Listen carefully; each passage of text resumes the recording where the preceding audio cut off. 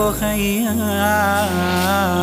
ورتل القرآن اصدح بصوتك اسمع الأكوان اقرأ كلام الله داوي نفوسنا لنحس في أعماقنا الإيمان. كم من فؤاد كالحجارة قسوة فإذا وعينا القرآن حين لانا. كم من فؤاد كالحجارة قسوة. अस्सलामु अलैकुम व रहमतुल्लाहि व बरकातहू। नहमदु नसल्ली अला रसूलिहिल करीम, अम्मा बाद। इल्म व आगही और बेदारी और तालीम और तरबियत इस दर्सगाह रोशनी इल्म की मैं आप सबों का दिल की गहराइयों से इस्तकबाल है। हम इल्म और तालीम के मुख्तलिफ़ पहलुओं पर बात कर रहे हैं और तालीमी निज़ाम के बदलते या ज़बरदस्ती उसको बदलाते हुए जो पहलू हैं और उसकी वजह से जो तालीमी निज़ाम की जो बुनियाद है उस पर कितने ख़तरनाक असरात पैदा हो रहे हैं, हम इसके ताल्लुक़ से गुफ्तगू कर रहे थे कि इस में जो चाइल्ड सेंटर्ड पॉलिसी थी वो पेरेंट सेंटर्ड बन गई। यानी बच्चे के ताल्लुक़ से फ़िक्र जो है वो करने की बजाय वालिदैन को खुश करने वाली, अपने वोट बैंक को मजबूत करने वाली एक बड़ी ही डेंजरस, बड़ी ख़तरनाक पॉलिसी हमारे शातिर जो सियासतदान हैं उनके जहन में आ गई। और हम बता रहे हैं कि इम्तहान की अहमियत को ख़त्म करने के लिए 8वीं तक कोई इम्तहान नहीं। कुछ अजब नहीं कि जब अगला कोई इलेक्शन आ जाएगा तो इस मुल्क में सबों को खुश करने के लिए 10वीं तक कोई इम्तहान नहीं, ऐसी कोई पॉलिसी आएगी। एसएससी तक कोई एग्ज़ाम नहीं है और खुश करना है, इलेक्शन दर इलेक्शन जीतना है, तो किसने रोका है इनको? ग्रेजुएशन तक कोई एग्ज़ाम नहीं, ऐसी कोई पॉलिसी लाने में। तो एग्ज़ाम का सिस्टम ही ख़त्म जो है करने की ये कोशिशें और बड़ी ही ख़राब कोशिशें हो रही हैं, इस पर हमको फ़िक्र करने की और हमारा जो वालिदैन का जो रवैया है उसको पॉजिटिव करने की बड़ी ज़रूरत है। हम बता रहे हैं कि जो इल्म है, ये इल्म का उपाय ये है, उसको हमने बस कीजिए कि हमने सुना, देखा, पढ़ा, समझा। कि स्टेप बाय स्टेप कैसे आ रहे हो, समझा, याद किया और जहन में महफूज कर लिया। ये क्या हो गया? ये सारा इनपुट हो गया कि हमने इल्म को हासिल कर लिया। और उसका आउटपुट क्या है कि हमने ये हासिल कर लिया, उसकी गारंटी क्या है? उसकी गारंटी जो है उसका नाम है, और जिस पर वो टिकी हुई है वो गारंटी, उस गारंटी का नाम है एग्ज़ाम, इम्तहान। वरना ये सारे जो मरहले हैं, हमने देखा, समझा, याद किया, जहन में महफूज कर लिया वगैरह वगैरह, ये बेमाने हैं अगर एग्ज़ाम ना हो तो। ये इम्तहान जो है वो इस सिस्टम की एक बुनियाद है। मिसाल के तौर पर कि तालीम, निज़ाम तालीम अगर एक दरख्त है जिस पर कई फल लगे हुए हैं, कई फूल लगे हुए हैं, तो ये फल फूल बड़े खूबसूरत पत्ते हैं उसके, ये दुनिया में कामयाबियाँ, लेकिन इन सब को जो चीज़ दिखाई नहीं देती है, जो जड़ है, उस जड़ का नाम है एग्ज़ाम, इम्तहान। अब ये जड़ ही नहीं रहेगी तो ये पत्ते, फूल, ये सब कहाँ से आ जाएंगे? इस जड़ को अगर हम अहमियत नहीं दे रहे हैं, उसकी बुनियाद को हम कमज़ोर कर रहे हैं, उससे क्या हो जाएगा?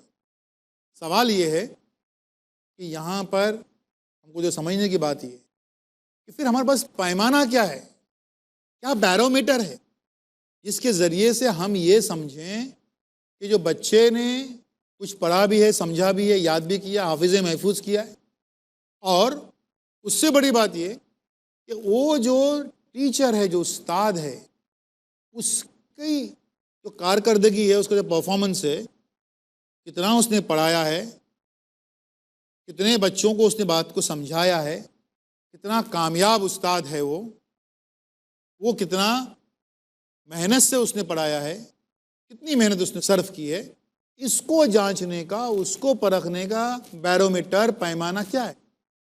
कुछ भी नहीं सिवाय इम्तहान के। लिहाजा ये जो सिस्टम है जिसकी बुनियाद इम्तहान है वो हमेशा कायम रहेगा।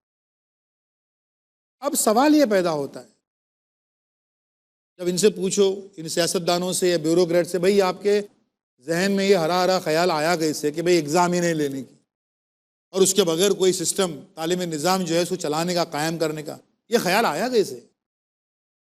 तो वो बोलेंगे नहीं, बात दरअसल ये है कि ये जो एग्ज़ाम है ना, इसके नाम से ही बच्चे डरते हैं और बड़े खौफ खाते हैं। एग्ज़ाम के दिनों में कई बच्चे बीमार हो जाते हैं, कई बच्चों के जो आँख से पानी आता है, कई बच्चे जो हैं उनके सर में दर्द होता है, कई बच्चे अस्पताल पहुंच जाते हैं एग्ज़ाम के टेंशन से। और उसके बाद में ये भी होता है कि ये बच्चे जो हैं वो ऐसी नफ्सियाती बीमारियों का शिकार हो जाते हैं, उसमें अगर नाकामी हुई, अगर वो फेल हो गए तो घर से भाग भी जाते हैं, बल्कि उससे ज़्यादा इंतहाई कदम भी ये उठाते हैं कि वो बच्चे जो हैं वो ख़ुदकुशी पर भी आमादा हो जाते हैं। और कई बच्चे ख़ुदकुशी कर रहे थे एग्ज़ाम में नाकामी के बाद या एग्ज़ाम के टेंशन से, एग्ज़ाम के पहले। लिहाजा हमारे जहन में ख्याल आया कि एग्ज़ाम ही ख़त्म कर देंगे तो जो है वो मामला सही हो जाएगा। ये बिल्कुल ऐसे ही है जैसे कोई एक नीम हकीम ये कहे कि किसी के हाथ पे कोई फोड़ा आया है तो वह हाथ ही काट डालो उस फोड़े का इलाज करने की बजाय। ये बिल्कुल इस किस्म की बात जहन में आई। मेरा उन लोगों से ये पूछना ये है कि ये जो टेंशन वाली बात जो आती है, एग्ज़ाम के टेंशन, और उसकी वजह से इंतहाई कदम के घर से भाग रहे हैं, और सिर्फ भाग नहीं रहे हैं बल्कि वो ख़ुदकुशी जैसे इंतहाई कदम पर आमादा हो जाते हैं। मेरा उनसे पूछना यह है कि क्या ये ख़ुदकुशी सिर्फ एग्ज़ाम की वजह से होती है? आज कितने किसान जो हैं वो सुसाइड कर रहे हैं क्योंकि खेती जो है तबाह हो गई है, वो कर्ज़ में डूबे हुए हैं, तो लातादाद किसान ख़ुदकुशी कर रहे हैं। कोई और किसी टेंशन से जाकर जो है अपनी माली हालात, कर्ज़ में डूबा हुआ है, ख़ुदकुशी करता है। किसी की जो है वो इश्क में, प्यार में नाकामी, वो ख़ुदकुशी कर लेता है। तो ख़ुदकुशी जो है वो एक नफ्सियाती मरीज़ इसलिए कि वो ये समझता है कि ये जो मेरा मसला है उसका आखिरी हल यही है कि ज़िंदगी और ज़माने से मुकाबला करने की बजाय ख़ुदकुशी कर ली जाए, जान छुटकारा जो है मिल जाए। इस्लाम में इसीलिए ख़ुदकुशी जो है वो हराम है। वजह पहली ये है कि जान अल्लाह ने दी है, जो चीज़ अल्लाह ने दी है वो हमको लेने का कोई हक हासिल नहीं है। ज़िंदगी और मौत वो सिर्फ़ और सिर्फ अल्लाह का इख्तियार है, उसमें इंटरफेरेंस, उसमें जो है मुदाखलत इंसान के बस की बात थी ना है और न रहेगी। एक बात हो गई। दूसरी बात ये कि वो ख़ुदकुशी उसका कभी हल कोई रहा ही नहीं है। ख़ुदकुशी करने वाला या उसका सोचने वाला वो बदबख्त इंसान वो है जो ये समझता है कि ख़ुदकुशी उसके मसले का हल है, जबकि वो अपने आप में एक बड़ा मसला है। क्यों? क्योंकि और कई समाजी मसाइल को पैदा कर रहा है। वो मरते मरते जाके बता रहा है कि ज़िंदगी और ज़माने से मुकाबला करने की सख्त हिम्मत, इस्तिताअत, ताकत उसमें नहीं थी। वो मेहनत, मशक्क़त, इन सारी चीज़ों में यकीन नहीं रखता था। उसके जो भी लोग, चाहे बच्चे हों, चाहे उसकी बीवी हो, उसकी माँ हो, उसकी बहन हो, उनको एक ऐसी दुनिया में वो छोड़ जाता है जहाँ पर उन्हें सिर्फ और सिर्फ बदनामी और उनका सर हमेशा नीचा रहेगा। ऐसी हालत में, ऐसी स्टेट में उन्हें छोड़ जाता है। लिहाजा वो किसी लिहाज से एक सही इंसान नहीं था, बल्कि एक नफ्सियाती मरीज़ था, और इसलिए उसने ख़ुदकुशी का सोचा। और ये ख़ुदकुशी का मामला जो है वो सिर्फ एग्ज़ाम के टेंशन, इम्तहान के टेंशन, उसकी वजह से ही नहीं हो रहा है, बल्कि दुनिया में और कई ऐसे मराहिल हैं जिनमें उन्हें कई लोग इसका आसरा ले रहे हैं, सहारा ले रहे हैं, और उसके ज़रिए से कामयाबी और नाकामी का एक फ़ैसला कर रहे हैं। इम्तहान और उसके टेंशन के ताल्लुक़ से हमारी बात जारी रहेगी एक छोटे से वक्फे के बाद में।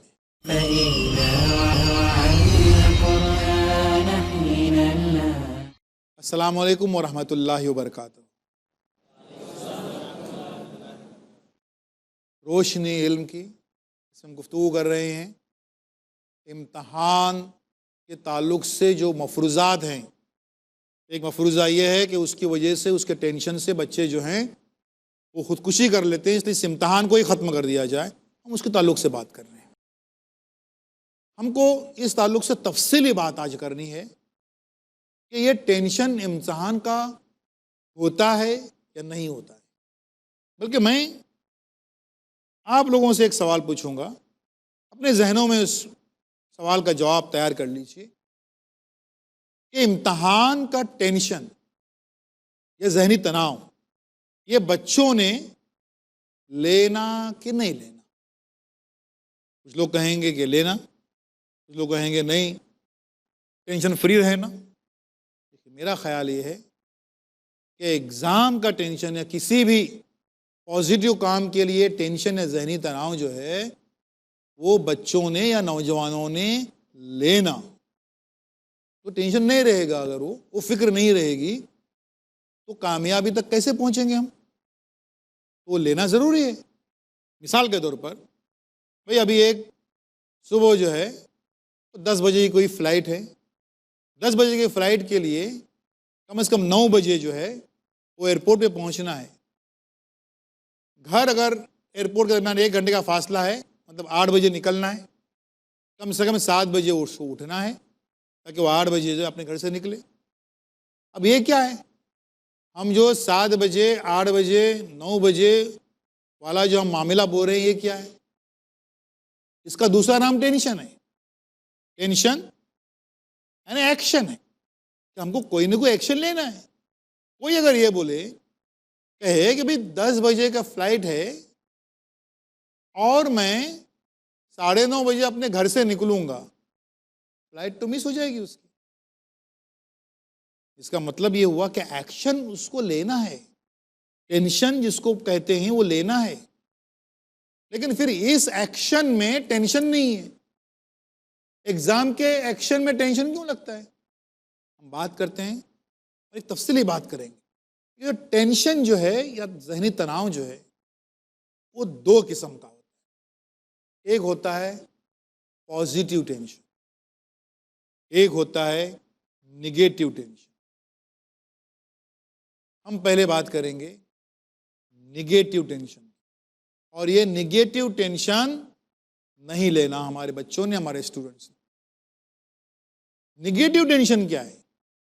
निगेटिव टेंशन की वजह से जहन जो है वो बिखर जाता है, उसके एग्ज़ाम बिखर जाती है, ज़िंदगी और ज़माने के तकाज़े और उसकी कामयाबी के सारे मंसूबे जो हैं वो बिखर जाते हैं, शैटर्ड हो जाते हैं, ख़त्म हो जाते हैं। निगेटिव टेंशन क्या होता है?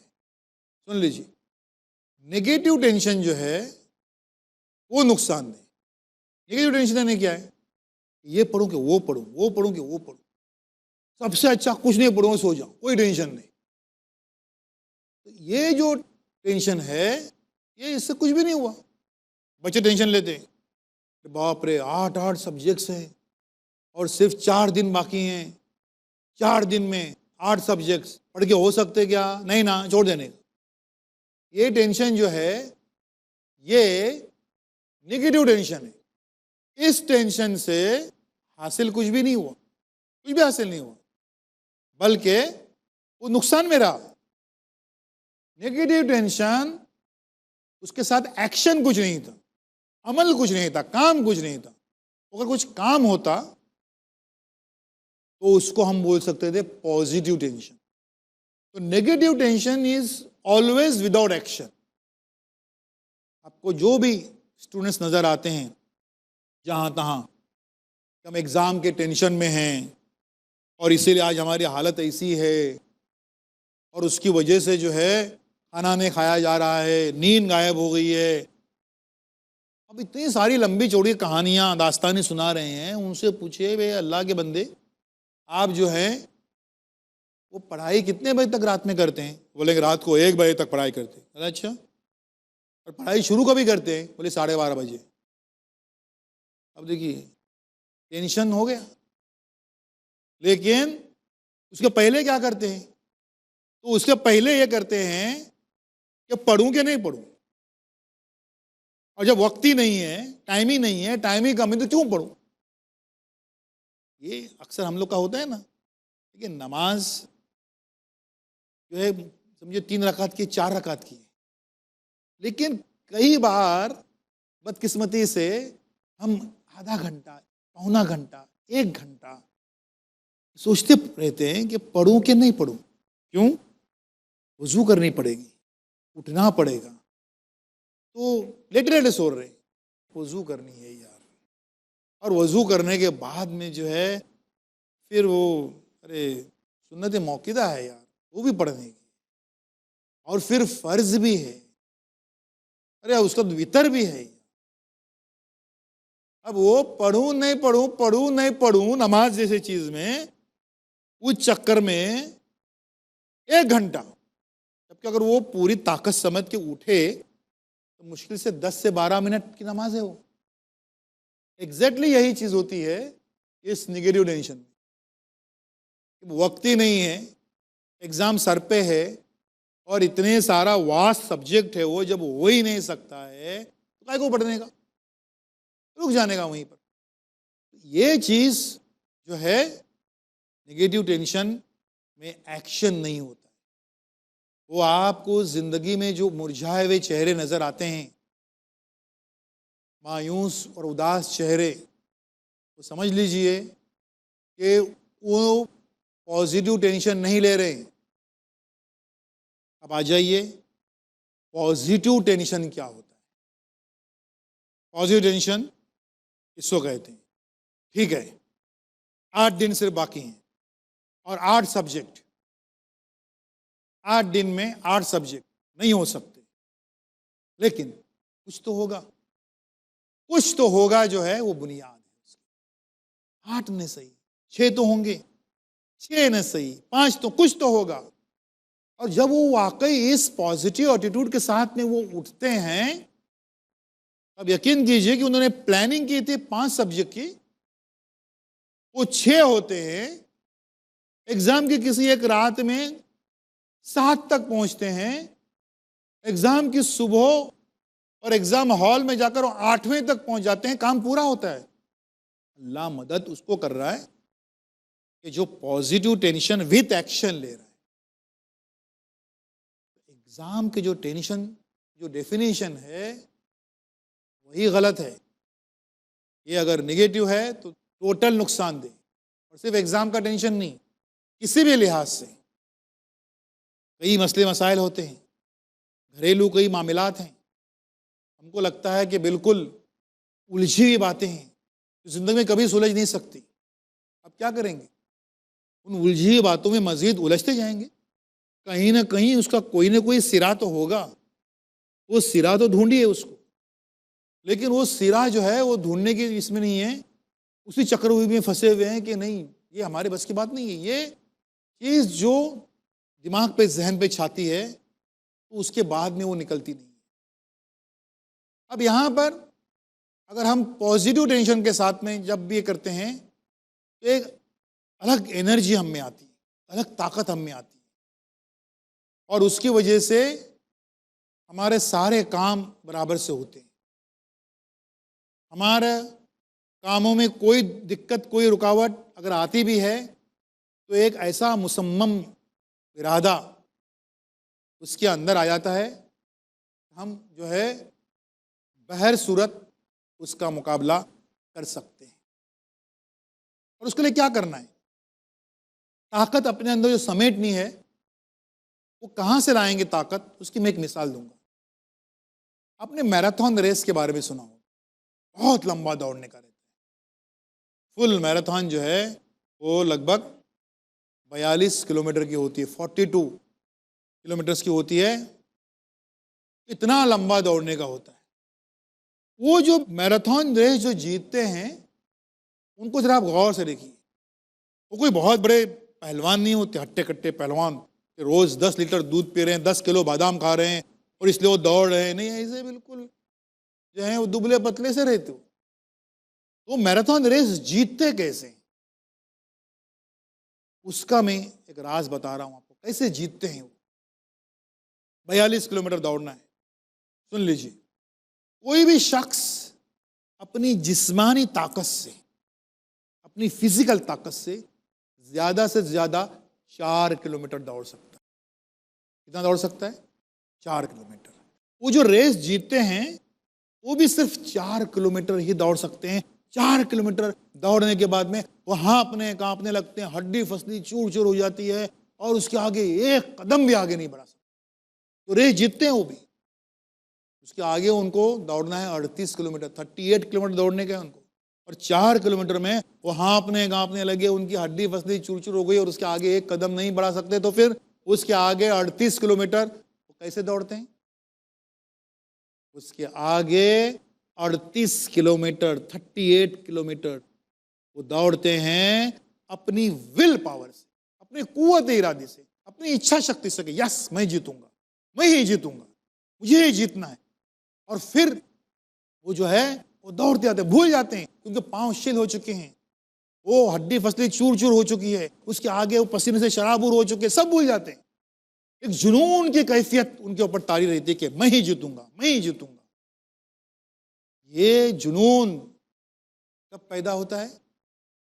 जब देखो वो मैराथन दौड़ने वाला, वो दौड़ने वाला वो जो है वो भी टेंशन ले रहा है कि जीतना है उसे, लेकिन वो जो टेंशन ले रहा है वो पॉजिटिव टेंशन ले रहा है। अपनी विल पावर की ताकत से वो रेस जीतने का तय करता है, इसलिए वो जीत जाता है। वो आखिर दावाना अल्हम्दुलिल्लाहि रब्बिल आलमीन। अल्लाहु अल्लाहु या रब्बी या अल्लाह, अल्लाहु या रब्बी या अल्लाह।